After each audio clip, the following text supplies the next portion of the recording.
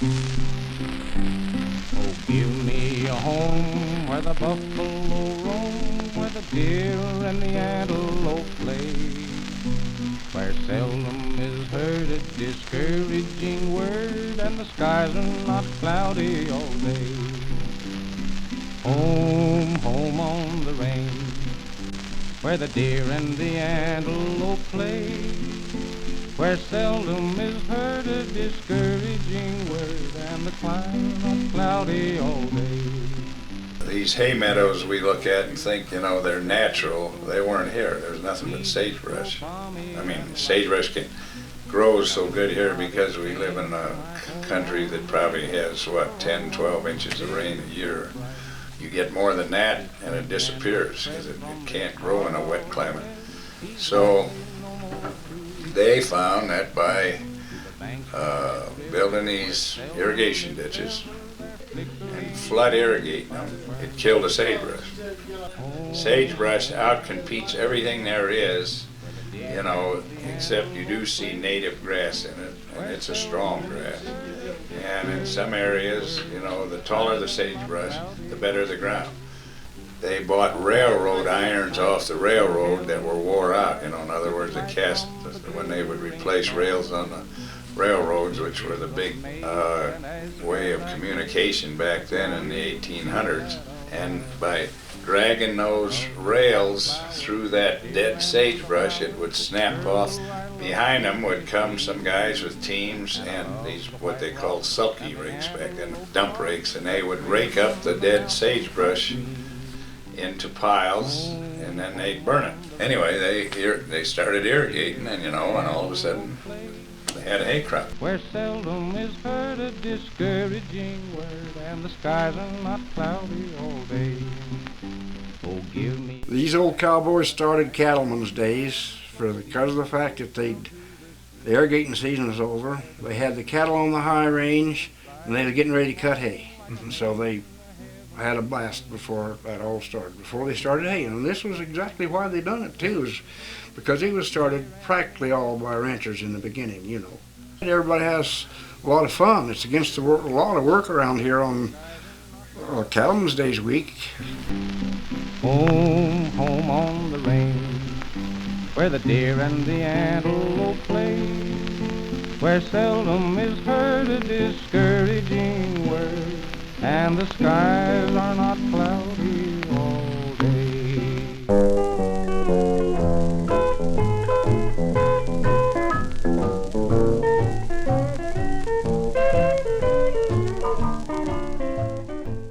Rodeo used to be up behind the college too. When I went to summer school, I could sit on my bed and look out the window and watch the rodeo from my room in Colorado Hall. The best thing that ever happened to rodeo was when they cleaned them up, them turtles, you know. And before that, I guess it was just dog eat dog. The Turtle Association came around, they were called turtles because the rodeo cowboys were so slow in forming an organization. So they always said they were slower than turtles. And that was the beginning. That was the beginning of it. Yeah. Then they called it the Rodeo Cowboys Association.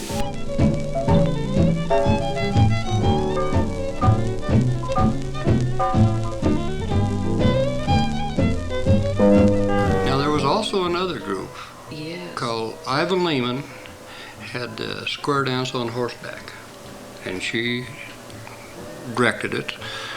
And they would match these horses, like 2 roan horses, 2 black horses, 2 gray horses, or from 2 sorrels. And they really spent a lot of time looking for horses that looked like. And it was a good performance, and Iva did a good job, and the crowd really did enjoy that. They enjoyed the square dance on horseback. They used to have a dance on Saturday nights. Sometimes they'd have street dance, and sometimes it would be at the Levita Hotel. But they always had a big dance after the rodeo that night.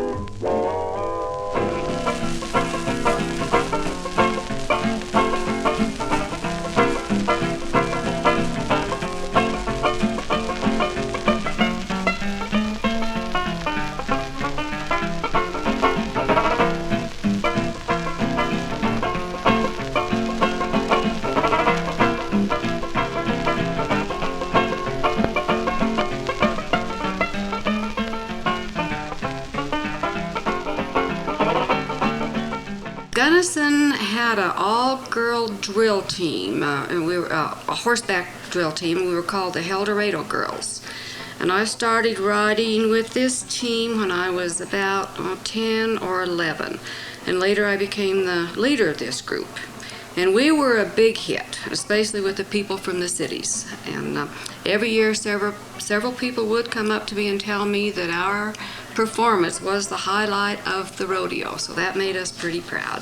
I wouldn't recommend anyone else to learn to trick ride the way I did. It really is very dangerous, and you know, sometimes you're tied hard and fast to that horse, and you're under belly or neck or heels, and if the horse stumbles, falls, panics, or runs off, I don't even want to think about what could happen. So my advice to anyone that wants to, out there that wants to do it right, under controlled conditions and with a teacher, a seasoned horse, and never ever alone.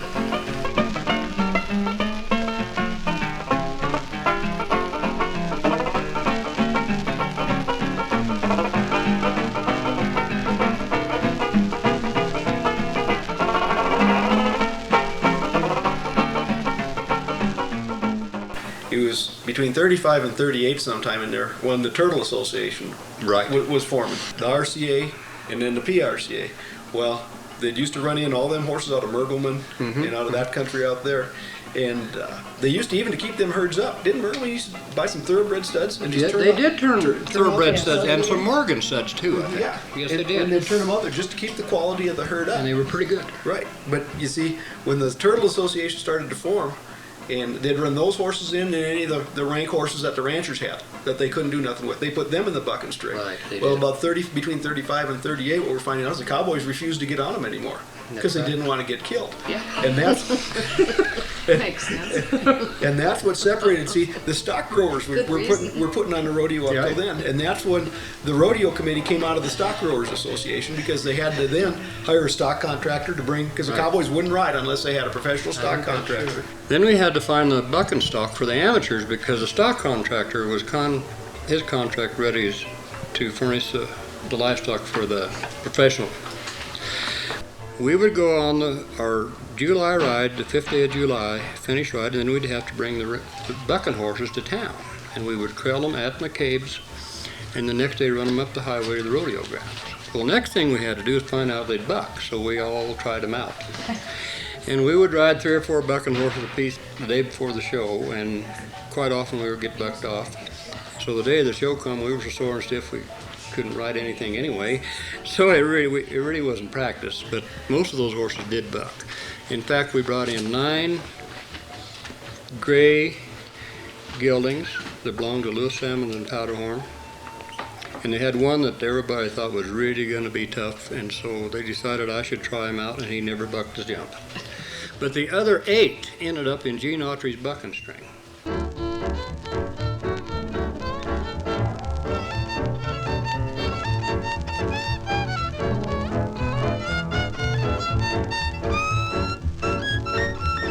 The Leonards came in here in 1895 in their covered wagon, and they have always been interested in rodeo. In fact, some branch of the Leonards have been president for years. I was racing secretary for 20 years. My father-in-law was president. My husband was president. In fact, Cass was the oldest member of the Cattleman's Day at the time of his death in 1993.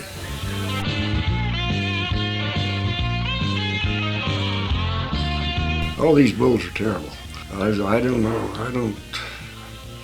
I've always said that a man that's killing a bull's crazy. Yeah, that's. I say them bulls were made to eat. They weren't made to ride. They'd fix a place to fit your saddle if they're made to ride. And I mean that. Yeah. I got on 3 of them in my lifetime. Big Brahma bulls. First one bucked me off so quick I didn't know what happened. I don't know what happened. The next one run off. And the next one I won money on him. And I thought, this is a good time to quit. And I never got on another one.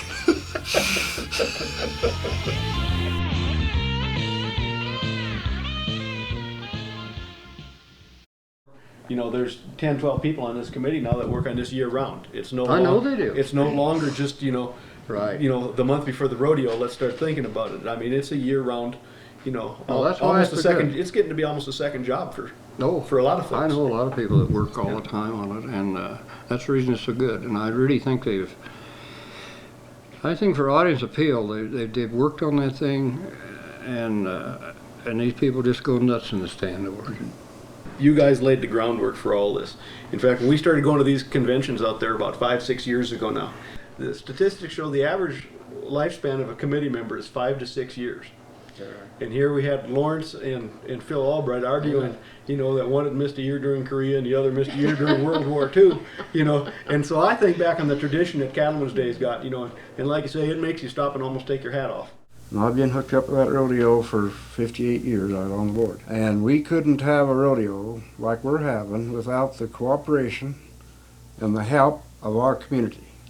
And I'm talking about the business people and just everybody on the street. And you know, it was that way 60 years ago, and it's still that way. And I don't know, I can go uptown and I don't know half the people that's running business. I really don't anymore. They've got all these new places around there, but they support our rodeo. And we wouldn't have been able to build up our rodeo like we've done without the cooperation and the help of our business people and just plain citizens, everybody, all over the county. Right. Well, I want you to put that in because there's no way to thank them. Well, we thank them, of course, but there's no way to just walk up and to every one of them. Like, hell, I don't even know them. Yeah. But you guys are still getting the same cooperation that we got 50 years ago. You know what I'm saying? And, but then I'll tell you something else. It brings a lot of money to this town. We had a banker here in this town one time, and he told me that, and this was Art Fordham from the Gunnison Bank and Trust Company, told me that during the rodeo, they had more money and brought more money into the bank than any other week in the year. All more kids had a project down there through the 4-H. Well, the kids really participate just as much as the grown-ups, which is good. I like it. And I think 4-H club is one of the best things a kid can get into, because if he don't want to use it in the latter part of his life, well, it didn't hurt his character none.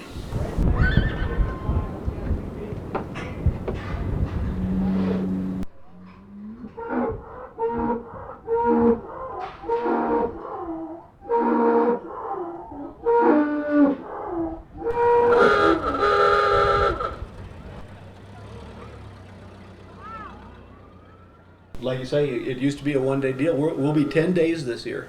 I heard that. From the start, 10 days from the dog shows, and the dog shows the Friday before for 4-H, and then the penning will be the weekend before out at Lost Miner Ranch, and so Cattleman's Days is 10 days long, and it's stuffed with so much stuff you can't get to everything. The thing is all this stuff, the 4-H stuff, the pennings, everything else grew out of the rodeo. I mean, that's this whole thing. The rodeo is the heart and soul of this whole deal. Without that, you know, the parade, you know, everything. The rodeo is the whole heart and soul of the whole thing. Rodeo's still about the only thing that really reflects the old West image of a cowboy, which we haven't got too many cowboys. You got more cowboys right here. Last night, for example, in that team roping, all of them were ranch hand boys. They run cattle here and there and yonder, and there's a lot of them that don't. But you take like Bill Ridden and Kelly Hildreth and his brother and the Nicolais and them. But then you've got a lot of others in there that they just rope. They have no more idea as far as going out here and getting a cow out of the timber and bringing her to the house or doctoring her for foot rot. They don't have any idea, but you've got more, like I said, more real, what you would say, true cowboys right here in the Gunnison watershed than pretty near anywhere at a rodeo going today. And that's one thing that's kind of kept some of the old tradition still alive here in Gunnison too, I think. I think rodeo in its own livelihood is something that is more addictive than alcohol or any drugs. They've got cure for that, but I've never heard of anybody ever coming up with a cure for rodeoing other than a man flat dying, and that's about the end of it. I mean, There's Lawrence Phelps that's been on the rodeo committee, and he's a true cowboy from the word go. You can't hardly get around, but I seen him here today up there in the announcer stand looking his livestock over, and he'll be at every performance. Are you ready, Dennison? 1, 2, 3, and here we go! Oh, it's going to be a whole lot of fun. Ladies and gentlemen, say hello to our rodeo community here tonight. It is Cowboys and Cowgirls on parade with our stock instructor, Fred Thornton. From Legendary Rodeo Company, ladies and gentlemen, acquired by Mr. Harry Sold a couple of years ago, providing all the all-star cast of livestock that you're going to be seeing here all weekend long. Behind this door, Tim. A lot of your purses on these big rodeos are the entry fees, because the entry fees is added to the purse. See, the cowboy pays, he pays, and I say this is why rodeo is the greatest sport in the world. They get whatever they're good enough and lucky enough to win. And if they don't, they can get a job or starve to death. It don't matter. But they pay entry fees to compete against each other, and then they will help each other beat them, because I've seen it done and I've done it. And I've had it done to me. And them cowboys will contest against each other and help the other guy every way he can. Tell him what kind of a horse he's got. If he's drawing a horse he never saw or heard of, somebody around there probably has been on that horse. And he'll say, well, take a short rein, a half rein, or a long rein, or a medium rein, or he'll do this or that. And they do it, and I know they do it all the time. Hey, that horse must be married. What do you mean a horse must be married? Saturday and he doesn't want to go home. Yeah, I can see that.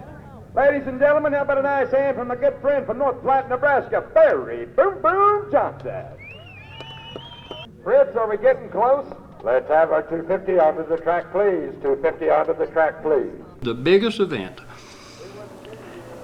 in the racing was the Gunnison County Ladies Race, and this was competitive.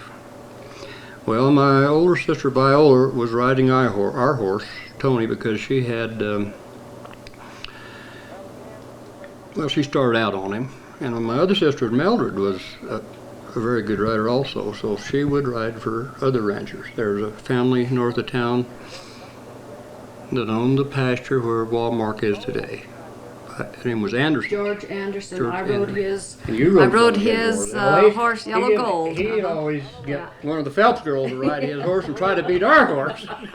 And I don't think he ever did, except once. There was one time, went down to get old Tony out of the barn, and he wasn't right. First we thought he was colicky. We didn't know. He was switching his tail. Well, we went ahead and ran him, and he ran last.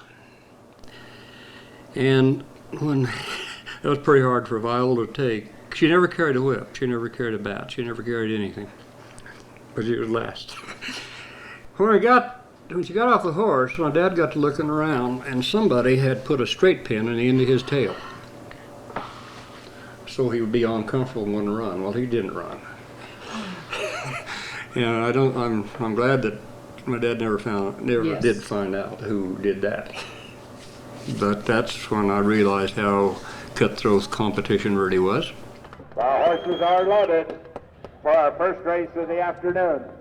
They are off and running. As they come down the track, it's Annie's Queen Bee out in front, coming up on the outside. It's Annie's Queen Bee running second. It's Raptor Man. It's Raptor Man. It's Annie's Queen Bee by a nose. It's Raptor Man. It's a two-horse photo finish. I'll let the judges call that one after the photo finish. Back to you, Chad. All right, Fritz.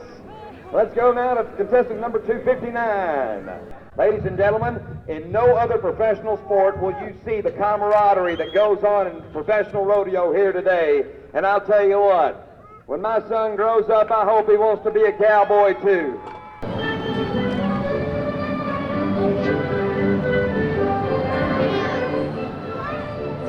This rodeo's come a long ways, and I think the performances they've had the last few years have been fantastic. I think it's one of the best smaller rodeos in the world, right here at Gunnison.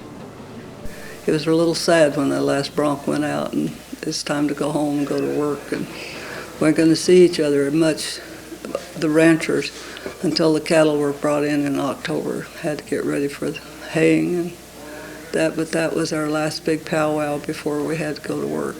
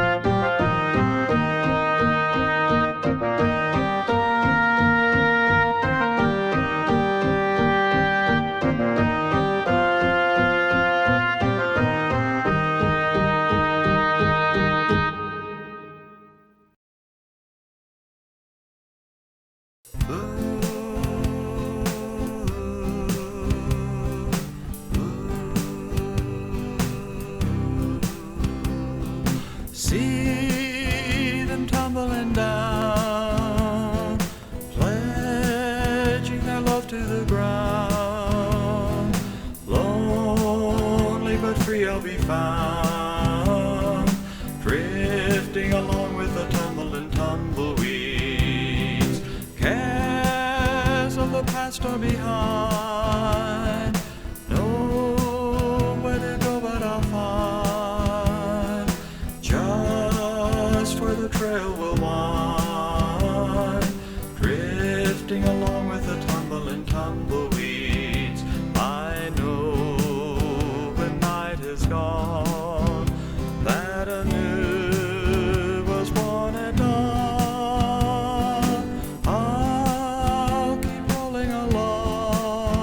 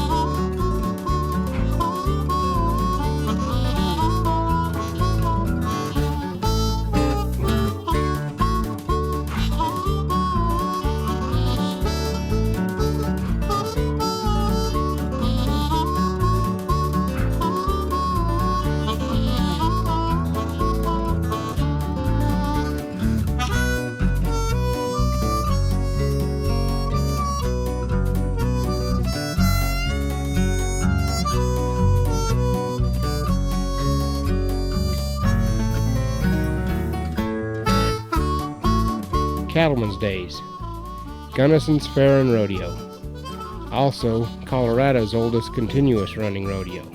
For over 100 years now, on the third week of July, with the cattle all pushed up where the grass is green and high, with all the water turned off now, but it's still not time to hay, it's time to ride and rope and race.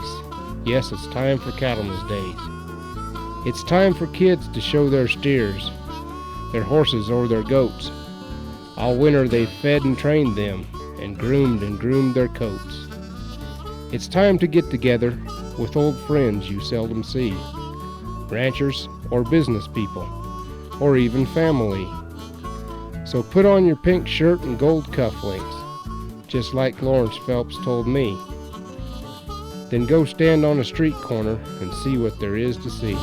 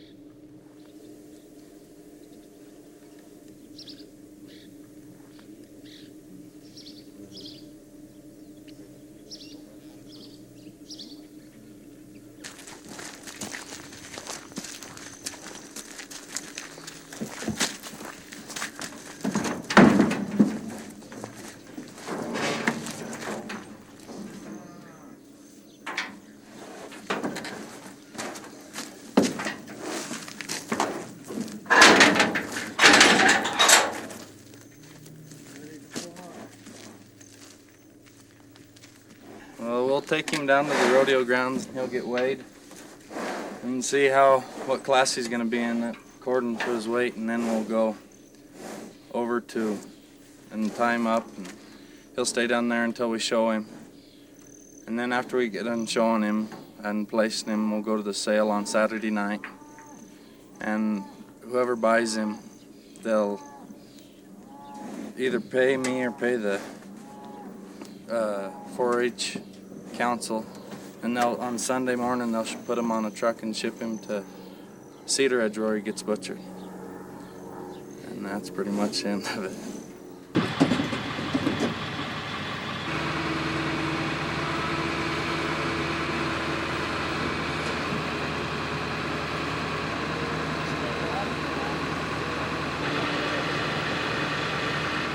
Well, it's in memory of my dad.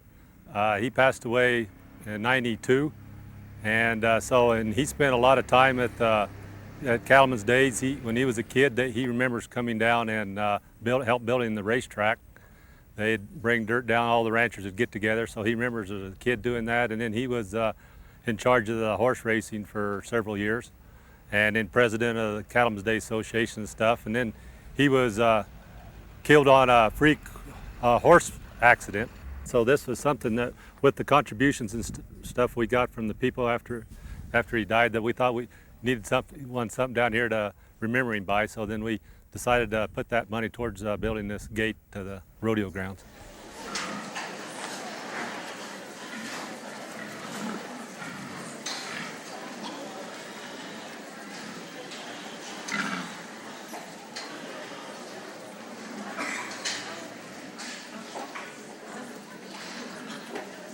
Either they're going. And second place pig a little bit shorter on the side of the first place pig, but again, the pig has got a great top as far as its overall percentage.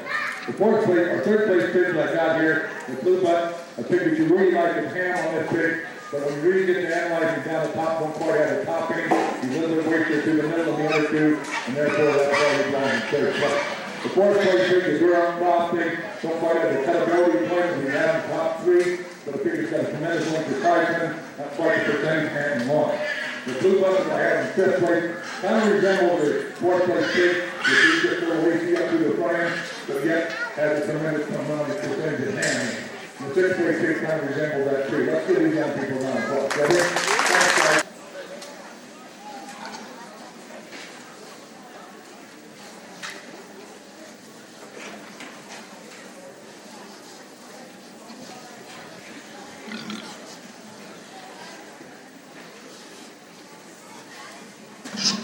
Tremendous set of pictures here to work with, and you ought to be very proud of these young people because there's certainly something to write home about as far as their credibility and yield of equality of pictures.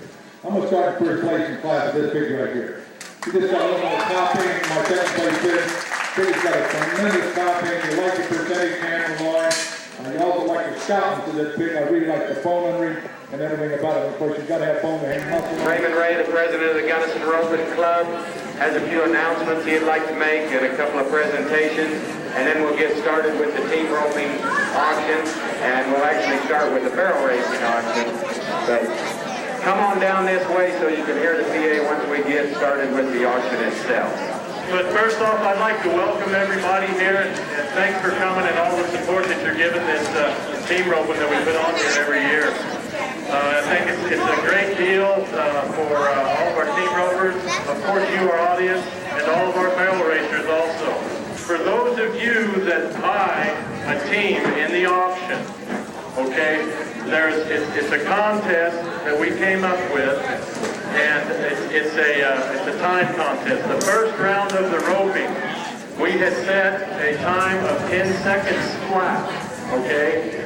Now, if you bought a team in the auction and you're closest to that 10 seconds flat without going over, then you're going to win $100. That's not too shabby. This club has been in existence approximately 33, 35 years, right around there, 1966, 1968, right around there. And there's a few guys here that are still part of this club that are still out there roping and whatnot, and making things happen. And these four gentlemen that I'm going to introduce and give this Pioneer Award to have been with the club from the get-go. So I wanted these folks recognized. And the first one that I'd like to recognize is Richard Guerreri.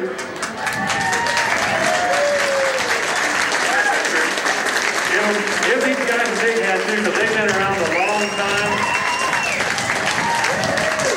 They've been around a long time, and I tell you what, they started this organization. The next is Wallace Hildreth. Now Wallace hasn't been roping with us for a few years, but by God, I remember the days when we was young kids and everything, and Wallace was right out there telling us how to do it. And he's one of the main men of this organization also. And these are foundation members. These guys have been around and they've done it. The next is Max Stratman. Where did Max go? There's Max right there.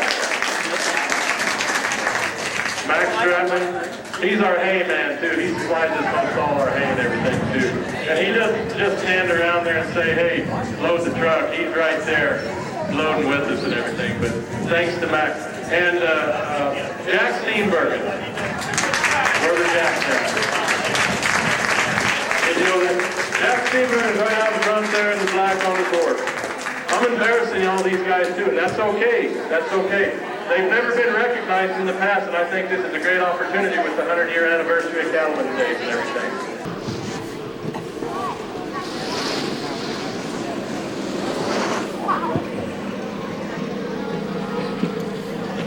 We're working.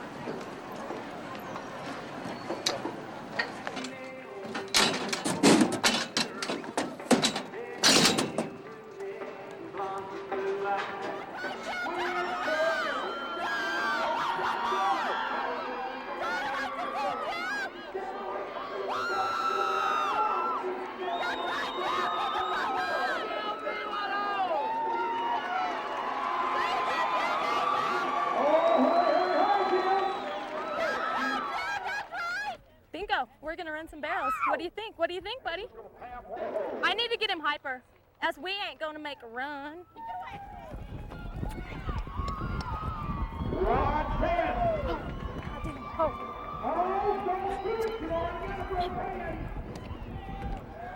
Oh.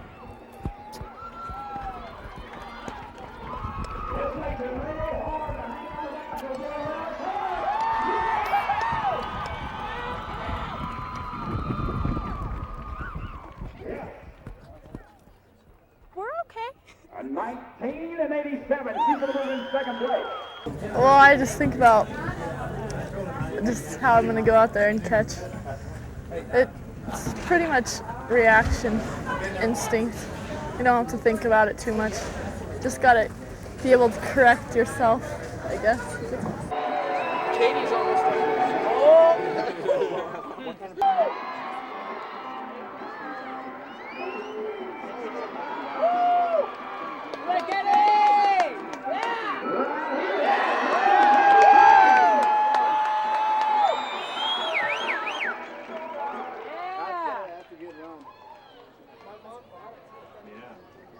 Oh, how about this? 18 and 90. You got a new leader. So right now we're going to take just a few minutes to pick up the barrels, rank the course, get ready for the team rolling. They're going to tabulate the scores, find out who the top four in the barrel racing was, and we'll come right back in just a second to let you know. Kelly Hildreth, if you could please come to the announcer stand. And right now, ladies and gentlemen, in front of the announcer stand, this is Kelly Hildreth is going to make the presentation of the bundle. And also, just to let you know, in second place with a 1964 is Jill Everett. In third place with a 1984, Marvella Phelps. And in fourth place with a 1987, Pam Walk. That's going to do it for the Gunston Oil Fit Barrel Race here in 2000. But right now, we're going to get set and move to the team roping. We'll be awarded 2 nice silver bags.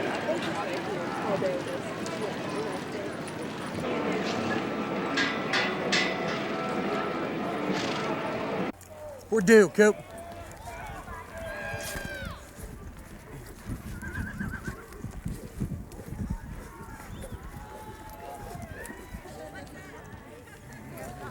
Well, the number one team to be Paul Pike in Duck Spawn. Stand to do the rest. Don't break the barrier, or we'll add 10 to it. That's the way it's going to work. Now, you got to pick up 2. If you only pick up 1, we'll give you time, but we're going to add 5 to it. It's the same thing in roping. You don't really hear the crowd after you go out there. It's just quiet and you do your thing. Hurry, hurry! Turn him around, put him just right. Oh. Arby Nicholas and Walter Hammond, be ready.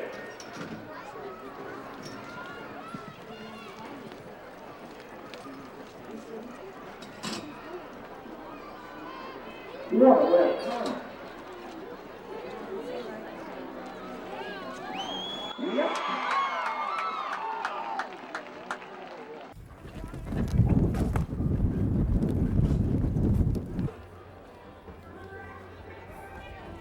Carla.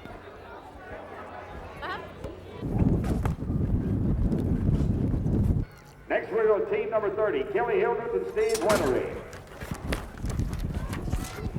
Right there out of the box, look at this. Hurry, hurry! Oh yeah! He's going to pick up 1, we got to add 5 to it, but we're going to take it. Sorry, Kelly. It's going to make it a 12.02 with the 5. So it's been really nice to be able to travel with her because she said Colorado is one of the states that she comes to most often.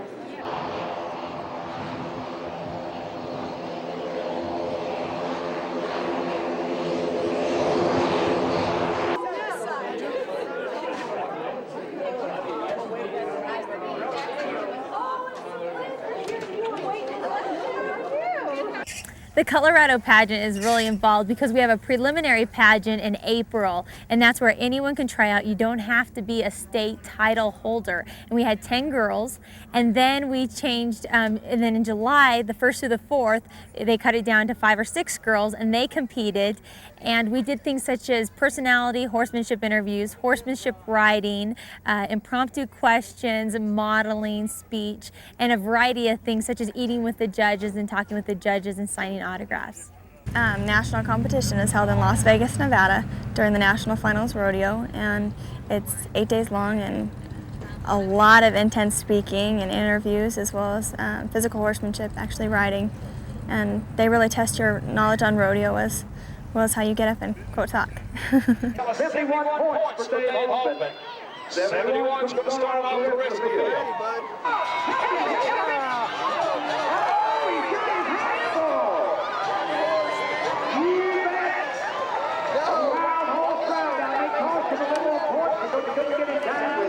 But he's on the ground and he wants to hear from you.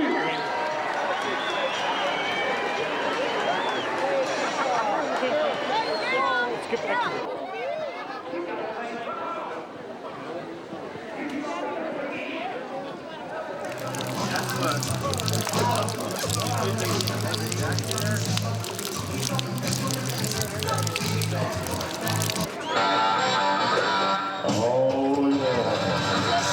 Teams of the Cowboy and Cowgirl, the PRCA. I can almost be starting to go to school now, can't I? Yeah, you look like you're going to the malls, what you look like.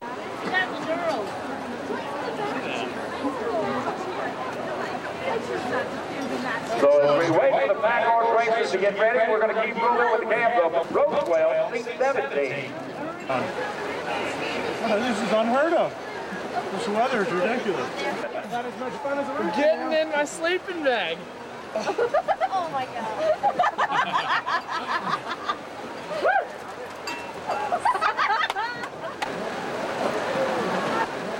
Grand Junction, Colorado.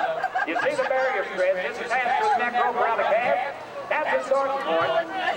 Can you play a man from Texas off here in Colorado? We're closer down where they need to be. Now, and it's off and going. And here they go. His husband's going. Now, look, the swing back trying to get up, trying to get dressed. And their partner, they got their Christmas saddles on. Looks like our gals are out in front here. She's got full boots on.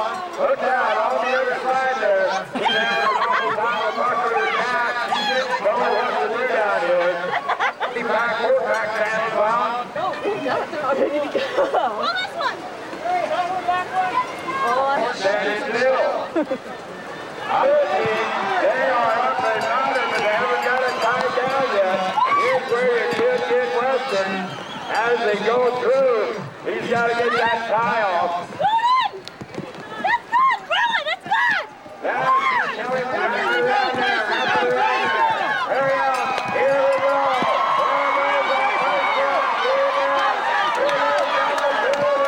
Just a moment, as there goes the green team, our guys are running for the races. All right, well, we'll have the winner for you in a moment, Doug. You can go back to your camp real quick. All right, they quit. Then we're going to go back to a man by the name of Carl Joe.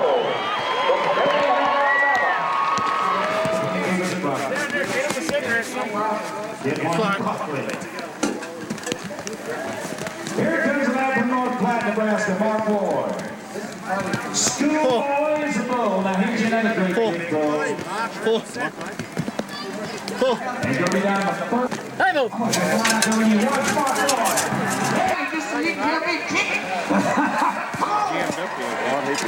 Guess what? You got a new leader. 87 points for Mark Ward. 87. And they're also our host hotel for the Wild Bandit. What's the next win? Williams, Rocky Bull. Come on, come on, come on. Maybe this will be the Hey, if somebody says Duggar out here, we're in trouble. Says what? If somebody says Duggar, that's true. Here's your next man. What's this? Go, boy, go to work, guys. Come on, come on, come on. Oh, look out.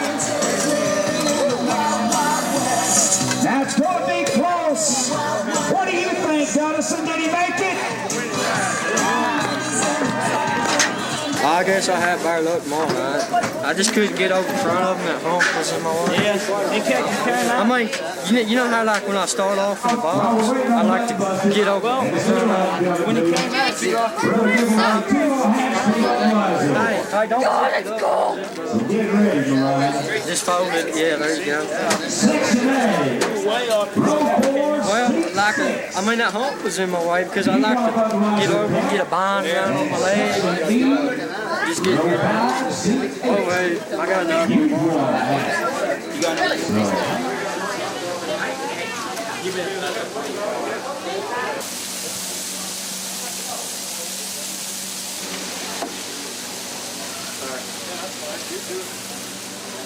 One double cheeseburger and one hot dog.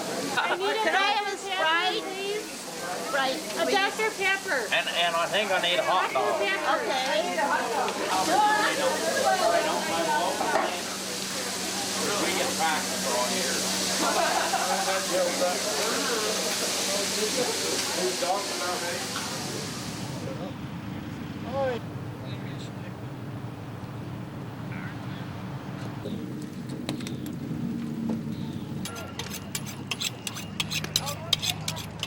Now the old cowboys didn't do this, all this trimming.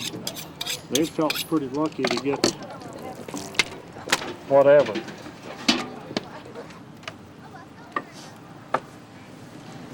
Would anybody like a cup of coffee?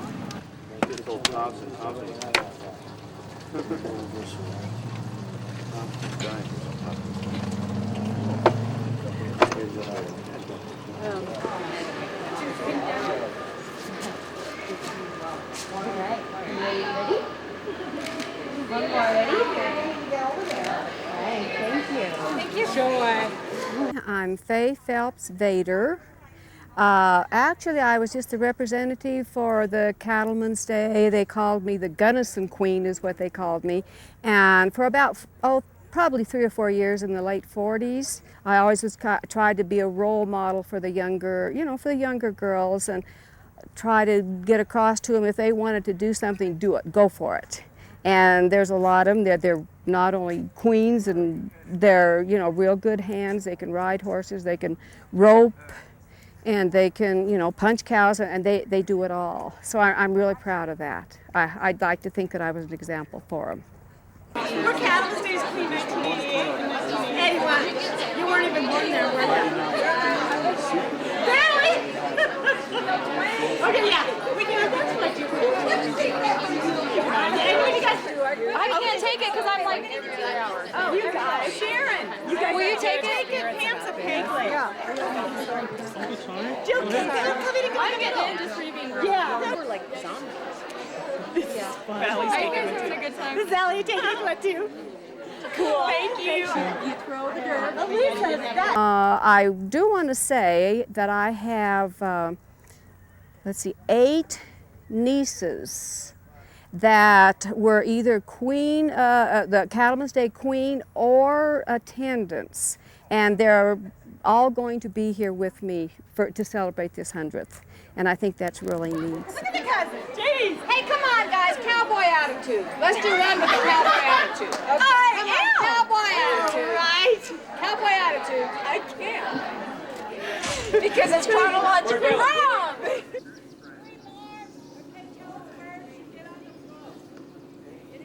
Well, I don't think they know to come up here. We could all yell at them. Okay, one, two. What are we going to say?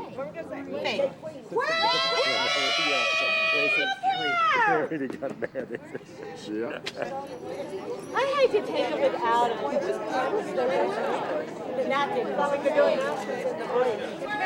Hey, here comes some more queens. Here comes some more queens. Oh, gee. Here comes Deanna.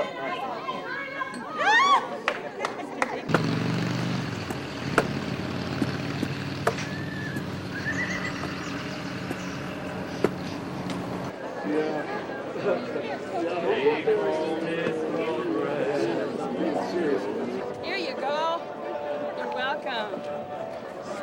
Come on, guys. All right. Now I'm going to serve the short guys first. first, okay? Okay, no problem. We'll tie this to your chair. Oh, yes, sir. Here we go. We'll share. There you are. Do you have any early recollections of your first Cattleman's days? Ride a horse to town. And only halfway, and then take my uncle, Otis Moore. And then right next day in mosquitoes. And I bought a new hat. And the mosquito goes damn thick. I got under that horse going back. And there's all blood all the way around. Yeah. Got them mosquitoes bad. Man, they sure like you to say a lot of things. If I take a speed reading course, I'll be able to get through it all. Thanks to the Wet Grocer for allowing us to sit up here today, as well as set the ticket booth up. They're great supporters of Cattleman's Days, and we appreciate it. Parade will start shortly, but get your rodeo tickets. There's a full schedule of races today, and PRCA 100th Cattleman's Days Rodeo kicks off at 2 o'clock at the county fairgrounds.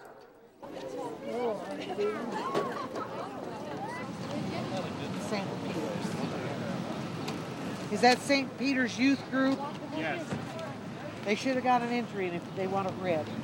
I could just get them in the parade. They said they turned it in late last night or something. Well, they didn't turn it in to me because I was gone at 9:30.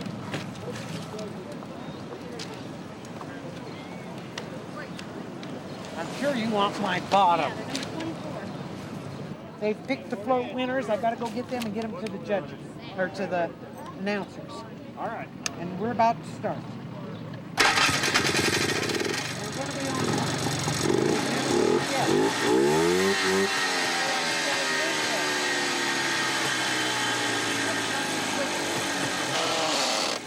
Okay, here we go.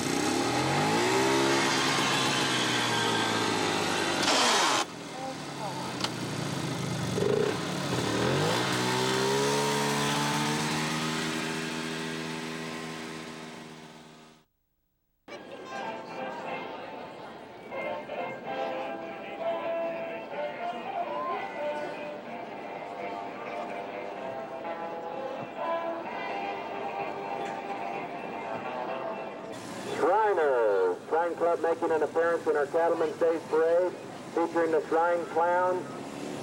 They'll have the Corvettes coming behind the motorcycles there, the Shriners. Well, good morning, ladies and gentlemen, and welcome to Gunnison, Colorado, the year 2000, the 100th anniversary of the Gunnison Master of Ceremonies, again this year for this parade. My family's been involved with it for 5 generations, and I hope that we have 5 generations more to come to celebrate here. As we're coming down the route now, we have our color guard. The color guard furnished by the American Legion and the VFW Post. Your tax-deductible contributions are needed to help skating stay strong. These are the rollerblades. Now we have a young man out there that's having a birthday. 23, Chris Bemis. Chris Beeman. Which one's Chris? He's 23 years old. No, he's number 23. Number 23. 16. He's only 16, all right. He's going to try to sneak in the Oasis if he is 23. There's your 4-H Grand and Reserve champions. We don't have a list of them, folks, but you can see them at the auction this evening. So go on down to the fairgrounds and support the 4-H programs. They do a great job, a lot of time in it, and you get a fine market animal to boot.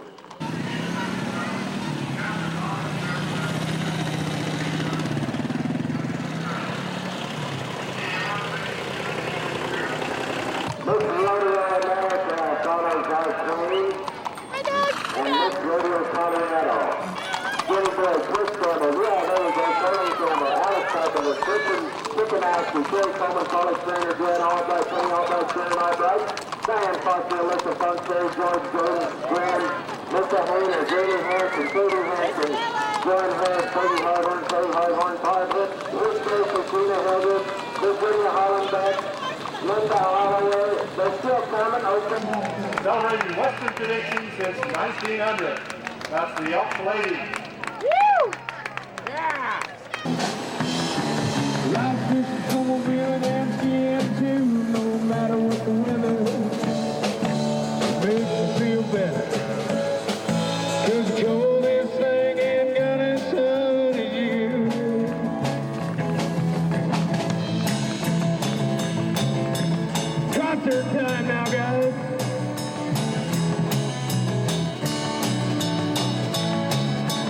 We'll make this the dance floor right here.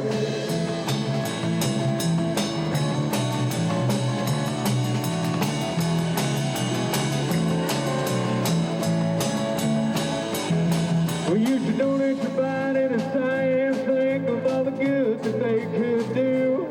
Well, they could turn around global warming with what's on inside of you. Spread you out over crescent views for all the world to see. We'd have the first year-round mountain for everyone to ski. Hasn't been easy trying to make ends meet with a woman whose heart is as cold as her feet. Well, I can warm you up, but you won't fall. Can't believe it, rather talk to my mother-in-law. Well, I fish and snowmobiling and skiing too, no matter what the weather. It makes me feel better. 'Cause coldest thing in Gunnison is you. And the coldest thing in Gunnison is you. Say the coldest thing in Gunnison is you.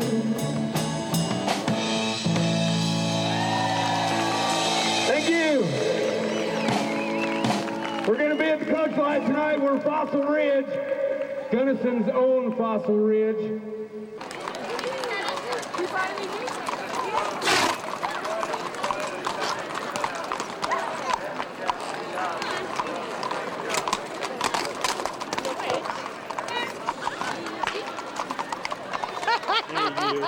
Good, real good. We're Queen Wumpies. We used to have the amateur rodeo and that. We used to be in that. And old Lawrence Phelps, you interviewed him earlier. Well, Lawrence would always open the gates and he'd tell us, you guys think you can rodeo on weekends and do better than these bulls and horses that buck 7 days a week? And we never was able to do better than them horses and that. And then started clowning down here, and then I'd go to other amateur rodeos and that. I always get broke up. They'd give me $10 free entry fee for bareback if I clown. But then I get tore up and it would be a $300 hospital bill or something. So I didn't get ahead very fast on that. Have you broken a lot of bones? Oh, quite a, my back, and had a bunch of bone out of my wrist and all that. I got tangled up getting a guy off of burying my bull, and I got tangled up in it and it stepped on my left foot and that. And they had to take bone out of my hand and that. So yeah, that clowning was fun. Pretty expensive. I'd rather ride my unicycles in the parade. I had them 12 feet tall, and I dressed like a sad-faced clown and that. But I rode in the parades here for about 30 years and that. But I was thinking about riding it again, but I'd fall and break every bone in my back probably or something. And as you get older, you don't heal as fast as you did before.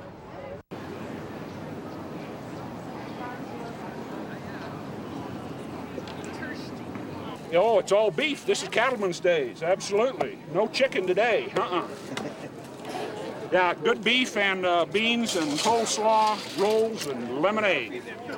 This is the 24th year, consecutive year for the Kiwanis barbecue here. We always do it right after the parade.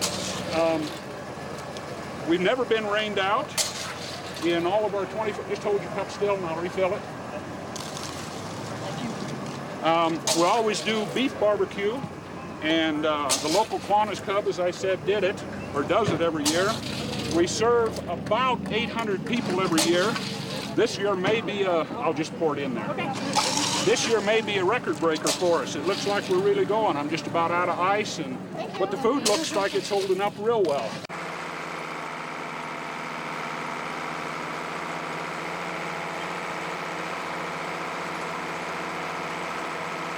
Okay, as I serve as a Colorado State Brand Inspector, what I look for at the rodeo is to see that they have all their horse permits on their horses. That's a travel permit that we issue in the state of Colorado.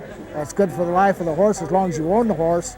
And then when they sell these fat steers to market, I check the brands on them to see that they belong to their rightful owners before they leave here to go to the slaughterhouse. I've been the arena marshal for 55 years. And I do other jobs with the committee. I'm on the bylaws committee, and I'm also head of other security here on the grounds.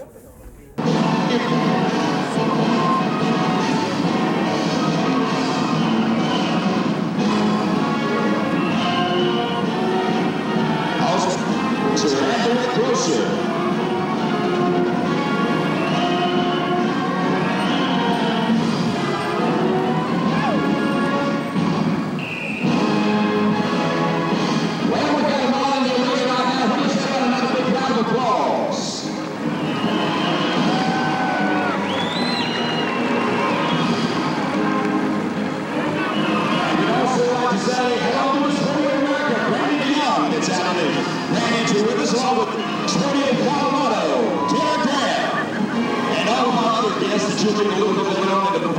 Throughout my lifetime, I've been here since '53 putting a rodeo on.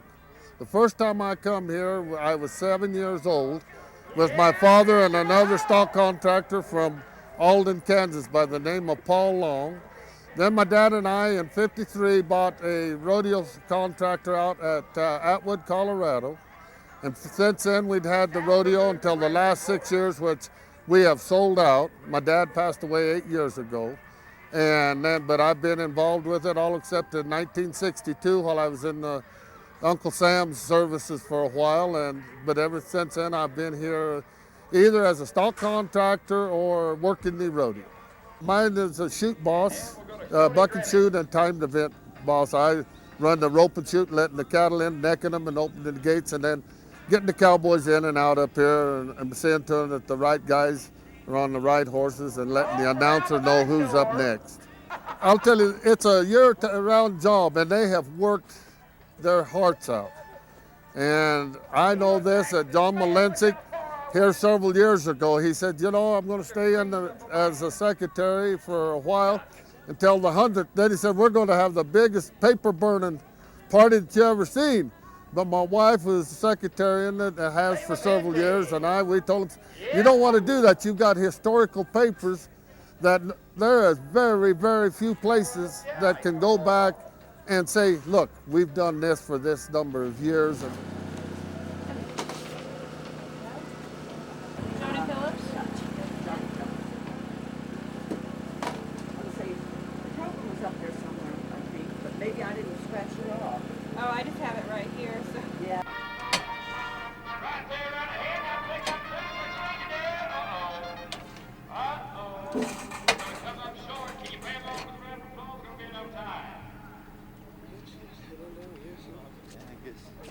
Put this pole up on. All right, keep in mind, we need to keep the track clear. We're about to have another race, so keep the track clear. They're loaded off and running as they break away. It's flat bait. It's flat bait on the outside, comes down in front of the grandstand for the first time of the afternoon. Into third place is La Colorada, and running fourth is Julius Nose. At the top of the turn and down the stretch, and now by 4 lengths, it is a flat bait. It's flat bait by 6.5 lengths. Running second is Jumpy. Coming up the third, there is La Colorada, and at number 4 is Julius Nose. And there's your 5/8.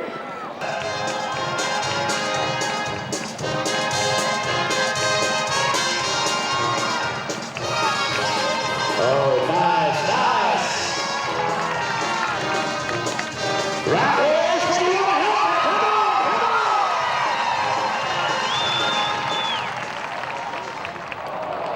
Oh, I'm going to bring you something that I bet you're waiting on, but watch this lady.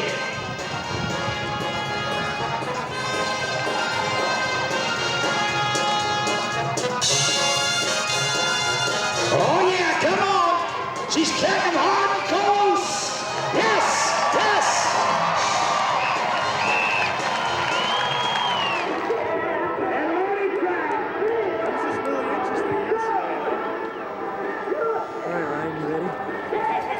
Well, he's going to get him rolled. Oh, watch the black horse in the roping box. He gets him rolled, but he misses him out on the right side. So it's going to be a no score. A no score for Marty Trout.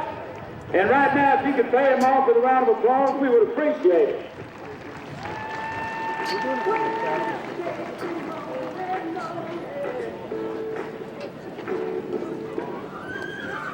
Next, we'll go down to the Jeff Clark bucket shoot. Sorry about that. Well, I'm Bill Redden. I'm from here in Gunnison, lived here all my life. Moved up at the bottom of Monarch here 2.5 years ago, working on the old Means Ranch, 100-year-old ranch. That I've been with the Cattleman's days, helping them down here since I was 6 years old. Yeah, these old boys, they travel a lot together. They'll take turns with each other, and one of them will drive and the other one will ride, maybe sleep with them. They're pretty much of a team among themselves, and the cowboys all help each other out. They're competition men, but they'll all root for the other man.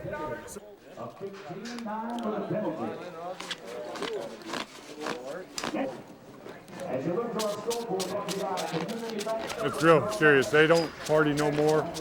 The old-time cowboy come to these rodeos. They went drinking, dancing, chasing women. It was all just for fun. These boys here, it's a job to them. They'll get up in the morning, maybe do 100 push-ups, run 4 or 5 miles. It's all physical.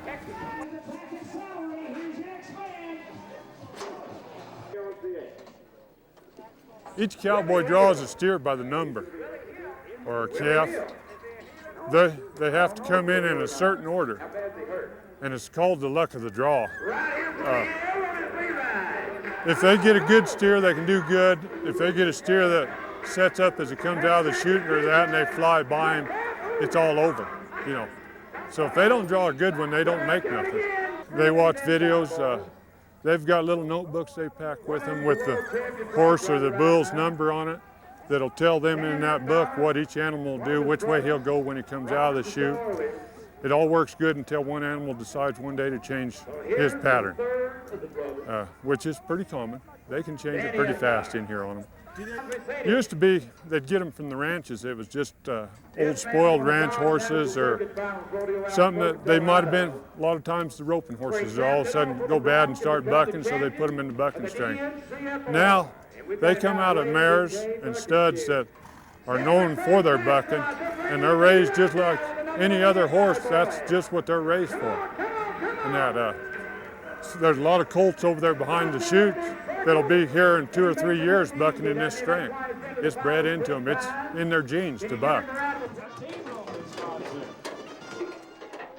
Nice job. We're going to pick up one in the back end, but we'll take it. I like the saddle bronc. I like the saddle bronc. I like the bulls. Oh, Blackie. Oh, Blackie. Oh. On our last horse race, it was a photo finish for second and third by a nose on a correction. Oh, Blackie here's a little bit nervous this go around. We're good. We're good.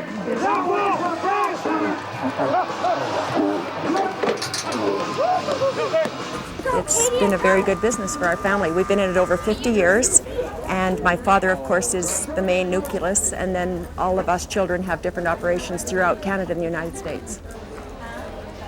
We base our operation out of Avondale, Colorado on the ranch. We have 30,000 acres there, and there are 6 family members in the corporation, and we all have different rodeos that we go to throughout the year. And my brother Doug and I are here in Gunnison, and I believe this is our 3rd year here. He spun his sip right into the ground.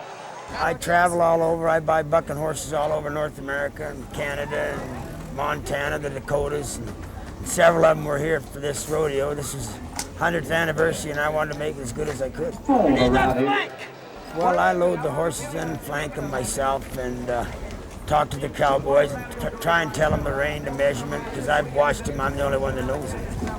These mares that were here today, I give a lot of money for them, and and I breed them to a good stud, and you got to raise them. That's all there's to it. They're so expensive. There were several $10,000 horses here this weekend, and I wouldn't sell some of them mares. Oh, a horse will buck till he's 25 years old, some of them. At 20 years old, lots of them. They got a pretty good life. They get looked after good, them good ones. It takes usually a year or two, and you got to grow them up till they're 4, and when they're about 6, they get solid, and then you know what you got. That's what we're looking for. In the gold colors, owned by Evelyn Sow, ridden by Justin Sow Jr. Well, I started in here when I was about 14 somewhere, ponying horses. Ponying horses for 4 or 5 years, and when the races got pretty slim, they weren't needing as many Pony Boys, I started doing a few other things. Went down and worked on the gates for a couple years, and then started helping down here in the paddock. And a couple years ago, I started out being the paddock boss. Here's your first row start. Sorry about that. And it's Roger out in front. Running second is Altola. And we'll get the first place for you. We couldn't see it. We didn't have the virus fee over there. But that's the first one. Keep track of the numbers, make the calls for the races, get the horses up here, make sure everybody's got their equipment, and get their equipment handed back in when they get here.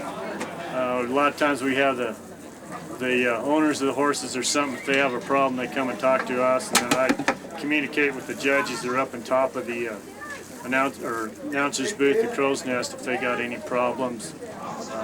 And usually answer questions and try to get the races off as quick as possible, but give the owners of the horses as much time as they need to get their horses ready for it. Okay, Pink has already gone out. Number 5, go. Will, step up out of the gate so they can get out. Thanks. That's number 1. Jockey's going to get on over there. Okay. Number 2 horse! We're looking at probably 70 to 80 horses through the 2 days here. They come out of the Arkansas Valley, a few of them from San Luis Valley, some out of Montrose, and then the Indian reservations have some horses that they bring up as well. Hey! Hey! Let these babies look it over. Keep moving. Go, guys, go. Come on. Don't shut up. Come on, just go with me, please.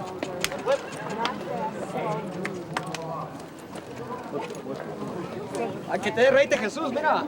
Cuervo. You want to run the race and then come in? Run the race and then have it. Okay. They can feel something for a while in there. Let me best, Roger. They want to run this race as quick as possible. They got 2 broncs and then the 1-armed bandit. They're going to hold the bandit until we run the race. Horse number 1 in the red colors, Jesus Garcia, ridden by D. Gray. Horse number 3, Roger, in the pink colors, owned by Mario Karen, ridden by Rosa. Horse number 4, Rounder, in the blue colors, Ike Cloud, ridden by Guy McBride. Horse number 5, Roland, in the gold colors, owned by Evelyn Soule, ridden by Justin Soule Jr.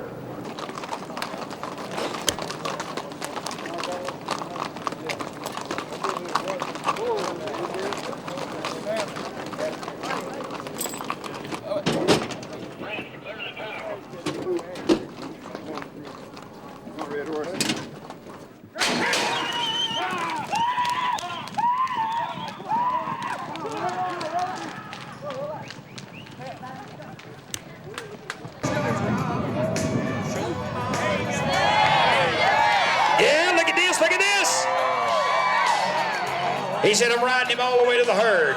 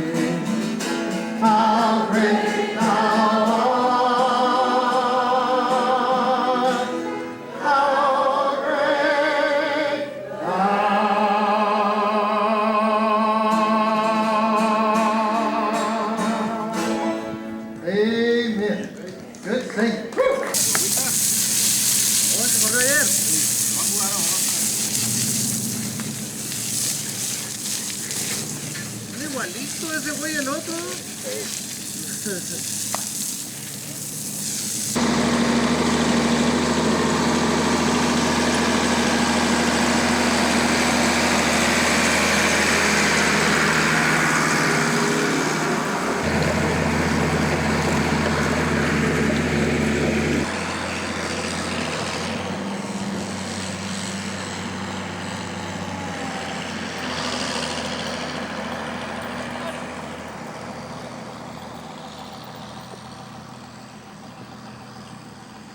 Well, this is owned by Lucas Lighthouse.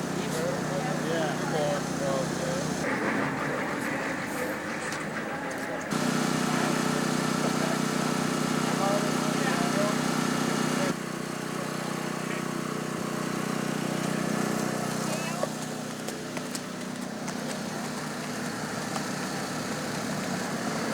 I mean, it's fun to look back at some of these old timers that have been involved in it long before I was, that have come back here to see what young punks are doing with their rodeo. How many Cattleman states have you been to since you were here? About 81. 81 out of 81 of them? If they want bull, I'll give it to them.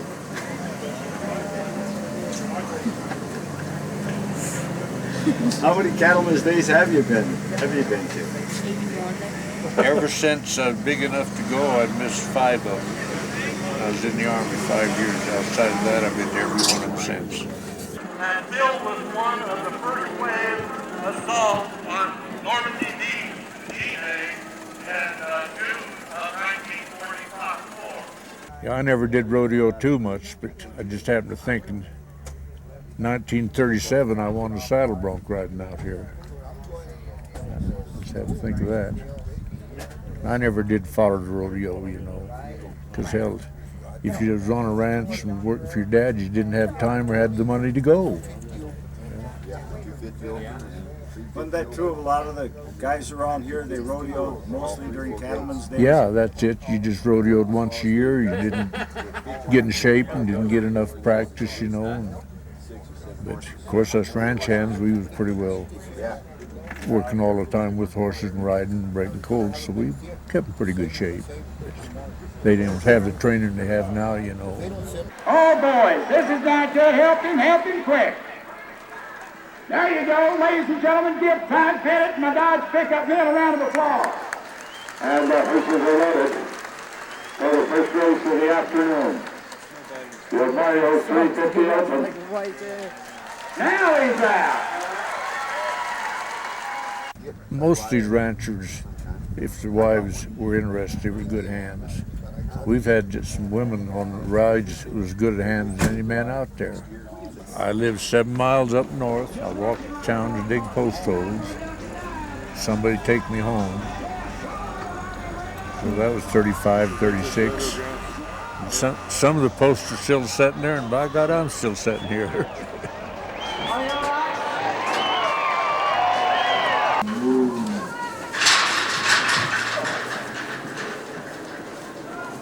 The PRCA Rodeo Association encourages and now demands and commands that a veterinarian be at the rodeo grounds at all times, not only to be there in case there's a problem, but also to help watch over and keep an eye on the stock used for the rodeo. And what our purpose is just to make sure that the animals are treated humanely and fairly, and then take care of them if there is an accident. Right here, we're going out back.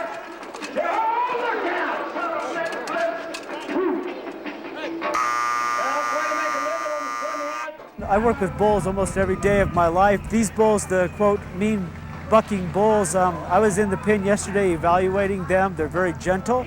They just, it's, you know, this is a kind of an untypical thing to say, but I think they enjoy what they do. They work for about 5 seconds every 72 hours and lay down and eat grass all day. So the bulls are definitely well cared for. Some misconceptions are that the animals are mistreated at rodeos and that they are just animals used for human pleasure. And I've had the opportunity to spend a lot of time with them, not only this rodeo, but the previous ones as well. And a lot of them have foals over there, a lot of them are pregnant there. They still travel with the people. the contractors at the stock take very good care of them. I have not seen one animal over there that I'm concerned about nutritionally or health conditions. I've got the easiest job in the whole gate committee. I just ride this golf cart back and forth all day. And what I do is I've got a pocket full of change of various denominations, and right now I'm just down to ones. So if any of the gates need change, they call us on our handy dandy little radio, and I run them down change. I've also got day sheets, and I'll also have tickets here shortly, so that if any of the other gates, either the south gate where we're going to now, the west gate where we were just at, or the north gate, need tickets, change, or day sheets, I got that. And then I also got a radio set up to the rest of the committee if anybody needs anything else. I got you guys a couple of cheeseburgers coming out, okay? Kathy, you all right with the cheeseburger? What? You all right with the cheeseburger? Sure, I'd okay. be fine. It's on the way. It'll be here in 10 minutes. Got anything else you need? No, we're good. Okay, good.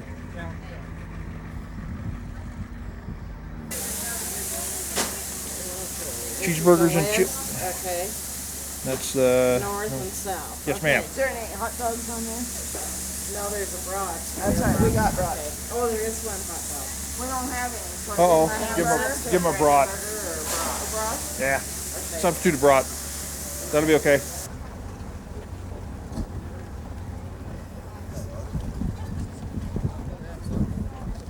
How you doing?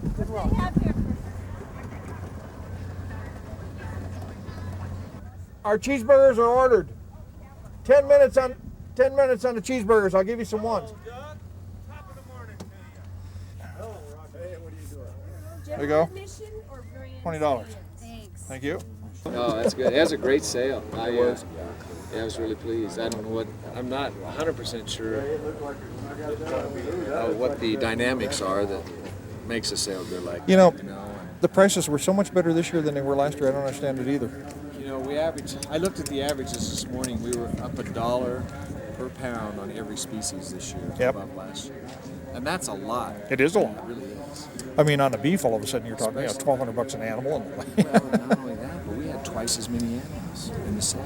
We sold 10 or 11 steers last year. We sold 22 this year. Oh, I thought we sold about the same number. No, we sold a lot more steers this year. And now 575 grand. That's 575. Now 6 red. Now boiler and everybody throw your hands in the air. And now happy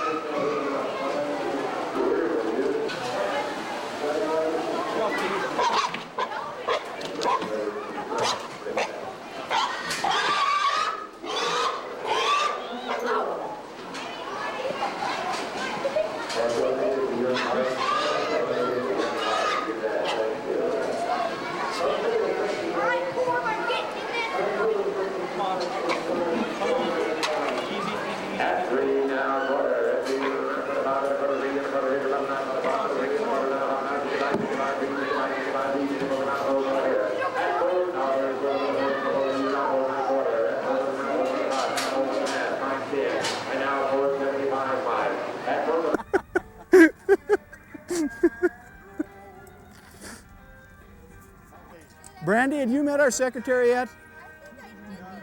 John Malincic.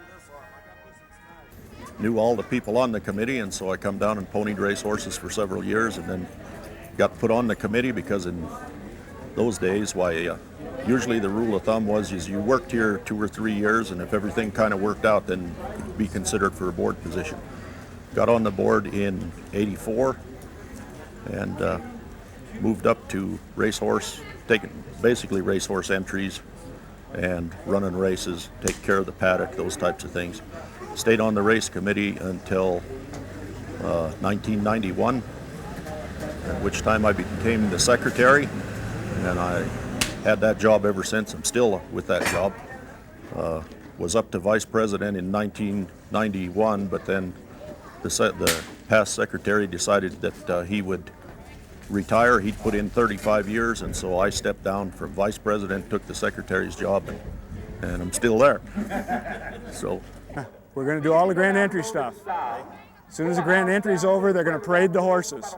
Right after they finish parading the horses, we'll be out there and do the Dodge thing, present the buckle, and present the PRCA award, and then go right to the bareback riding.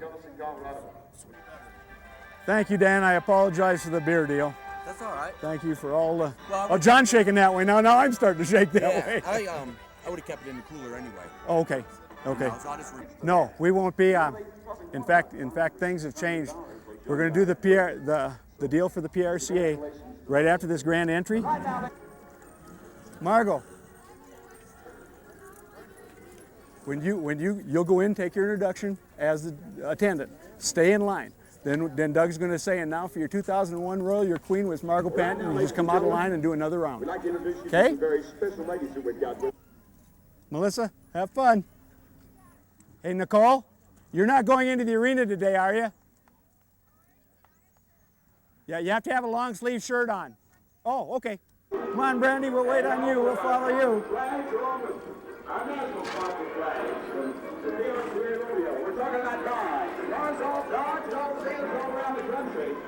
And ladies and gentlemen, your president, make welcome Mr. Roger Johnson.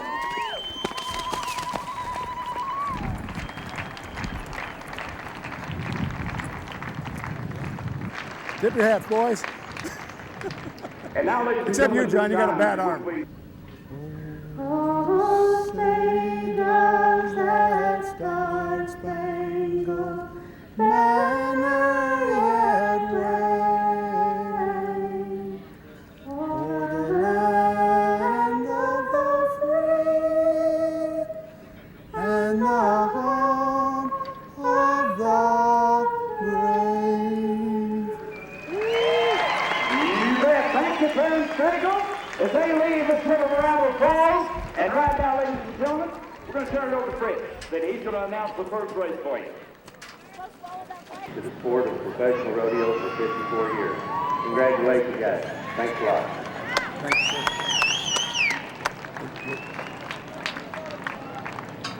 Thank you, sir. Yes, we're done. Is that all we need? Okay. Well, our 100th year, we're celebrating this 100th year now. We've been planning this rodeo for over 5 years. We put monies away to make this a special event for this community because we've been tied into the PRCA now since 1936. It's just a great tradition in Gunnison, and this is a whole community celebration. The support the community's given us, it's just unbelievable. So this is for everybody here. You got a 38-person volunteer committee that's putting this on, and we hope everybody enjoys it. Horse number 3 in the pink color, Black Boy, owned by Alvin Gordon, ridden by Guard. Come on. Let him bring the others in. All right, Corey, if you're here, go down to the Dodge this way and get the Dodge and Rodeo Dodge. Thanks to Katie Bill for doing the honors. And we're going to run the last pair, Dodge.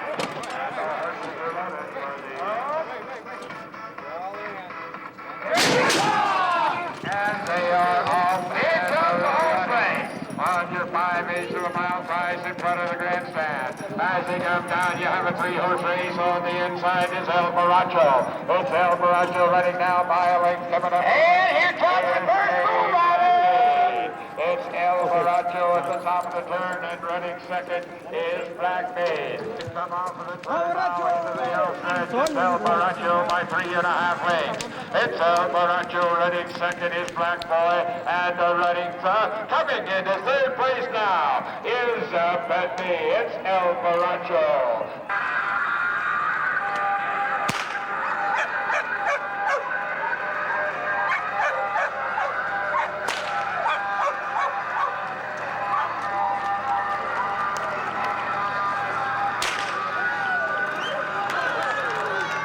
Preparation started probably about 6 years ago. We started putting money aside so that we had extra money available to do some extra things. We have 2 specialty acts, for example, this year instead of 1. The 1 specialty act has been 6 or 7 times the PRCA Specialty Act of the Year, and it's a real crowd-pleasing act and hard to get, so we made a special effort to get him in here. Several years after I got my arm cut off, I was watching bareback riding and saddle bronc riding, and I said, heck, I can do that. So I started entering local rodeos and started riding bareback and saddle broncs. And I was at a rodeo, and Walter Allsbaugh, he used to be the stock contractor here for 100 years. He was at Ponca City, and I didn't like the pre-rodeo act, and I kind of mouthed off to the fact, and first thing you know, he put me in the business. And I came here in Gunnison in 1988, first year out. Of the old homemade trailer. I built the old trailer myself. Pulled crooked and wore out lots of tires. You couldn't drag it up these mountains out here, and you couldn't stop it on the way down. And I don't know how I kept from getting killed the first year out, because Walter just drugged me back and forth over Wolf Point and Monarch and all these dangers. He said, go up the mountain in the same gear you go down in the same gear you go up it. Well, I went up it in first gear, and on the way down, first gear, just run off with it. Heck, I sure got to buy a lot of brakes. I was actually raised on a working ranch in Oklahoma, and I got all my training trial and error, watching my dad and my older brothers, and everybody asked me, do you know Ray Hunt or different ones? I said, I've heard of them. They said, is that the technique you use? And I said, I use the John Payne technique. School of Hard Knocks taught me everything I know. When I first started riding a horse, I was a baby, and I had enough neck muscle to hold my head up. And without flopping my head around, my brothers had me on horse. And by the time I was 4 or 5, I was making a pretty good hand on a horse. And I had to catch and bridle my own horse. And I didn't ride a saddle until I was about 8. Because I wasn't big enough to saddle my horse. My brothers wasn't going to do it, my dad wasn't either. So I learned how to ride bareback first. And if you learn how to ride bareback, it makes you a lot better rider. I don't think it's changed hardly at all. Town's still small, nice little old town. And I stay over at Lazy K and real nice people, and got a house of my own. And I tell you what, I feel like I ought to pay them to come actually, but couldn't buy much diesel if I did that.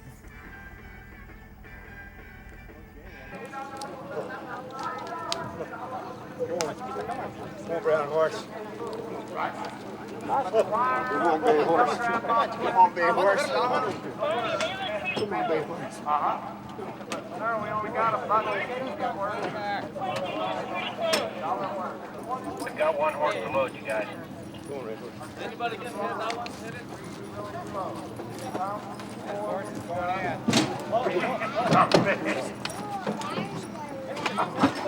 The horses are loaded for your 250. We're in. Anybody? Your horses are Here comes on the outside, it is Shades of Moon. It's Shades of Moon coming down the track, out of front, coming up on the outside. We lost a jockey. And we have Colaguero running second. That was Shades of Moon, Colaguero. And we'll let the judges call 3. Next, we're going to go to Casey Shepherd, Levon, Utah.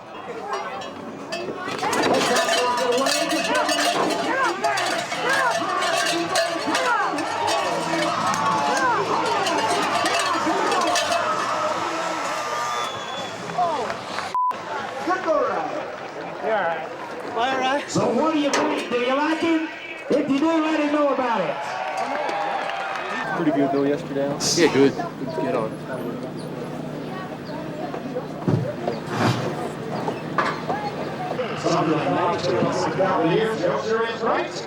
So next time you're in the mood for anything in the automobile field. So King goes down to Jeff Clark Bucket Shoes.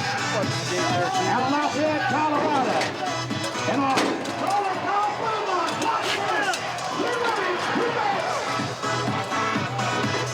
yeah, we're going to swing the Dairy Queen gates.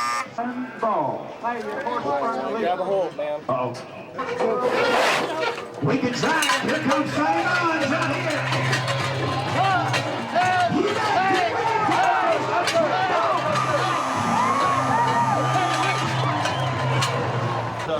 We got about 4 or 5 ducks running around here. Ducks around here. Video, watch out. That's a milk cow. Yeah, that's a milk cow. Go ahead and reach down there and touch the milk cow. Yeah, go ahead and reach down there. Doc, he just wasn't quite ready to leave. Want to see everybody. Golf bucket shoe, watch this guy.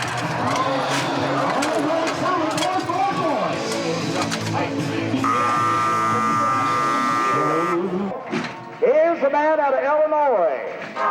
And a bull they call six-pack. Oh yeah, pretty back we come from. Beaumont, Texas, yeah. And a bull they call Mad Max. Oh boys, look out, look out. Okay, Jason.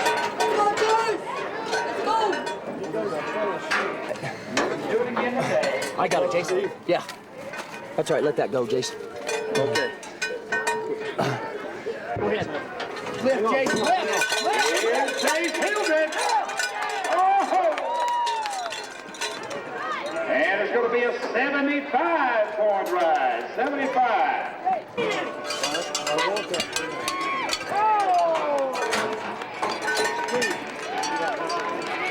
Okay, warm up your rope. Warm up your rope. Warm up your rope, John. Be aggressive, Tab. Okay, be aggressive. Okay, you ready, Tab? Slide up, hold it. Going to be an extra ride here. Down, look now. It's going to be a 60-point ride for Dad, 6-0. Right there.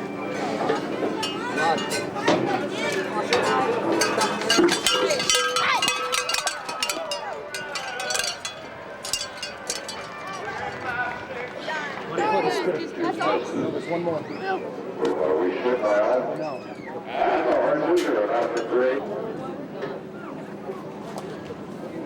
The horses are in front of the grandstand now for Mario's 550 Open, which starts over on the backside of the track. Horse number 1 in the red colors, Billy Tuck. Caused up by Manuel Quezada. Get ready to shut that down. Horse number 2 in the green colors. Get right up here. Horse Tony.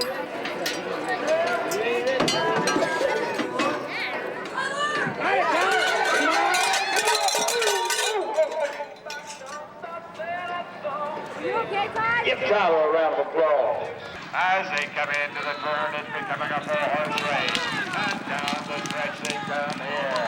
And it is still Sport Coat. And coming up on the inside with a 3-horse photo finish. You can call that one.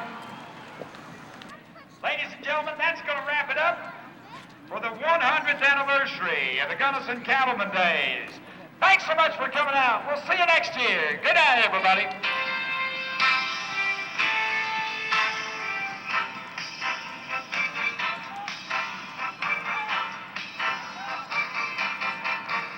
I'm John Grary. This is my wife Jan, my cousin Anna Mae. Tonight we're serving the Cattleman sponsors. We'll probably have 140 to 150 people. We done 4-H livestock sale last night. We served 537. We had a reunion before that, but we served through the Cattleman's Days about 800 people. Tonight we're serving roast pig, baked beans, potato salad, drinks, and ice cream for dessert.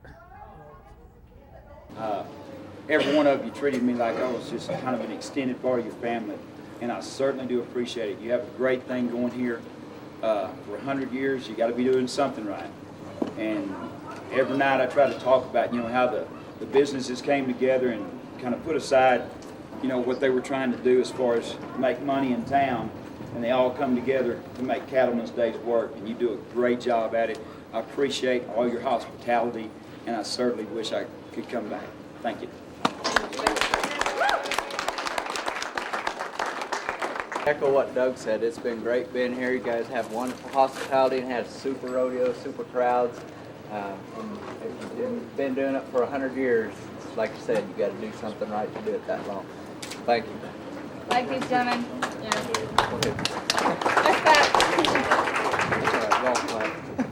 We do a lot of work with committees, and this is probably one of the most special committees that I've dealt with all year. We've had such a good time here, and getting to know everybody and knowing that it's a personable community that you can actually talk to your committee members. There's a lot of larger rodeos that go in and they're worried about their rodeo, and you guys are really worried about the people. And that really shows that you take the time to pay attention to every single person that comes, and it really means a lot. Thank you, Brandon. Thank you for coming. Thank you. Katie, Margot, Mariah, KB, thank all of you. You did a great job at junior missing and attending and queening. Just from this committee, thanks everybody.